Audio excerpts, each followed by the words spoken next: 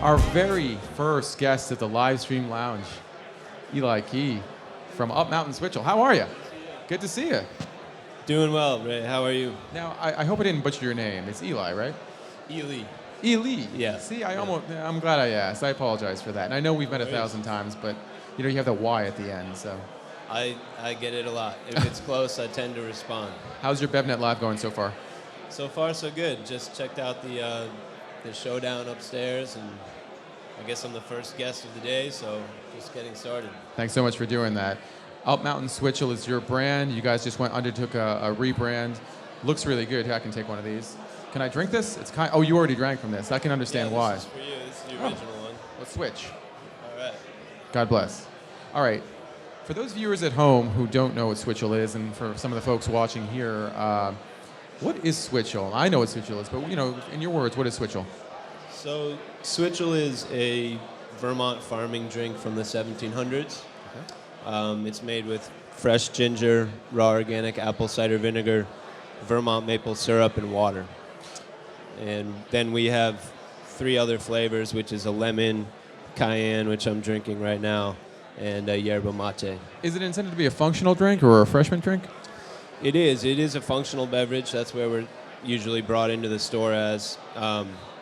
It's used as a hydrator, recovery drink. It was originally used by farmers when they were in the fields, working hard and trying to be out all day in the sun and sweating. Yeah. You changed up your label, but you kept this sort of this vessel. I'll call it a jelly jar, but this is the traditional vessel for Switchel, correct? Correct. So it was traditionally consumed out of mason jars. So our packaging harks back to the original way it was consumed.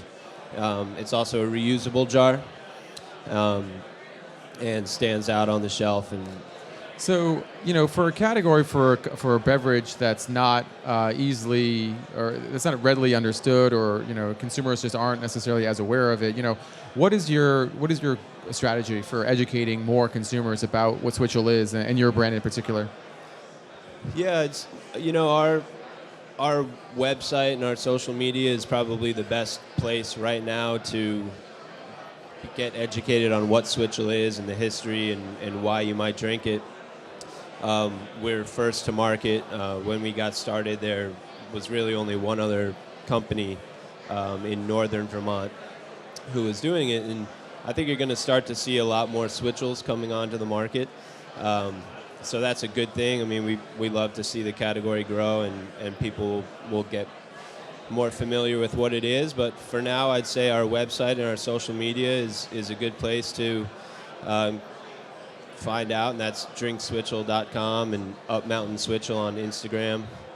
And then the biggest thing I would say is, by definition, Switchel is made with ginger, maple syrup, and apple cider vinegar. So just watch out for companies that may be cutting corners for profits rather than, looking out for your health by using cane sugar or corn syrup. None of those things are by definition in Switchel. So just keep an eye out on the ingredients list. Yeah, it was a couple years ago that we saw an article. I think it was in Mother Jones or one of the a consumer-oriented magazine that said, "Is Switchel the new hipster drink?" And it talked about a little about the Switchel scene in Brooklyn. Is Right. Brooklyn really the epicenter for Switchel at this point? No, Vermont is where Switchel originated. That's where we got started in the farmers markets. We came down to Brooklyn. I think naturally people assumed, or associated with hipster because it's it's an old-time drink, and I don't mean that in a bad way. I'm just saying Yeah, that's an no. interesting consumer base. It's folks who are those millennials who are looking for something that's healthy but also refreshing. Yeah, absolutely. And I mean, by no means is that a bad thing, but we also have 90-year-old Vermonters who are drinking it, and we have distribution now in Southern California and Northern California and Austin, Texas, and New York City. So yeah. Last question. What's the most challenging aspect of being an entrepreneur? A beverage entrepreneur. Is it fighting for shelf space? Is it getting investment? I mean, what are the biggest challenges or the biggest challenge that you're facing?